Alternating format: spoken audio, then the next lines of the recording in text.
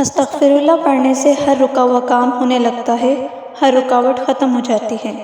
استغفراللہ پڑھنے سے نہ صرف مشکلات آسان ہوتی ہیں بلکہ ہمارے کاموں میں جو رکاوٹ چل رہی ہوتی ہے، جو ڈیلے ہوتے ہیں، چاہے وہ ہماری وجہ سے ہوں یا اللہ پاک کی طرف سے دیر ہو، وہ ساری رکاوٹیں ختم ہو جاتی ہیں۔ درود شریف اور استغفار کو اپنی زندگی میں شامل کر لیں۔ روزانہ 7000 مرتبہ استغفراللہ پڑھیں، اور اگر آپ 7000 مرتبہ استغفراللہ نہیں پڑھ سکتی تو روزانہ 1100 مرتبہ لازمی پڑھیں۔ عصر سے مغرب کے درمیان جتنا ہو سکے کسی سے بات کیے بغیر درود پاک اور استغفراللہ پڑھیں۔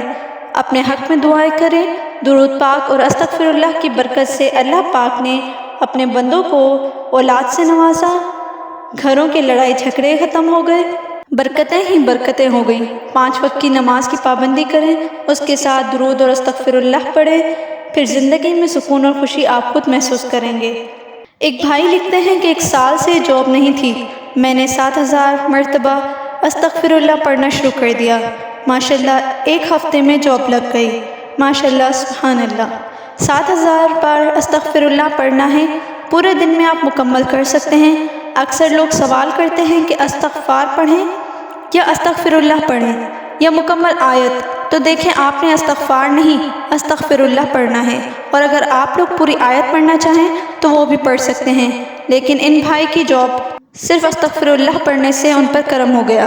اب یہاں کچھ لوگ آئیں گے اور مولوی بنیں گے کہ درود پاک اور استغفراللہ کو دنیاوی مقاصد کے لیے مت پڑھیں۔ تو پہلی بات، انسان بہت مطلب پرست ہے۔ اگر وہ اس راستے پر اپنے مطلب سے آ رہا ہے تو خدا را اسے آنے دے، اسے مت روکیں، کیونکہ انسان پڑھتا تو اپنے مقصد کے لیے ہے، لیکن اللہ پاک نے اپنی عبادت میں ایسا لطف رکھا ہوا ہے کہ پھر اپنے مقصد سے ہٹ کر انسان اللہ اور نبی کی محبت میں پڑھنا شروع کر دیتے ہیں۔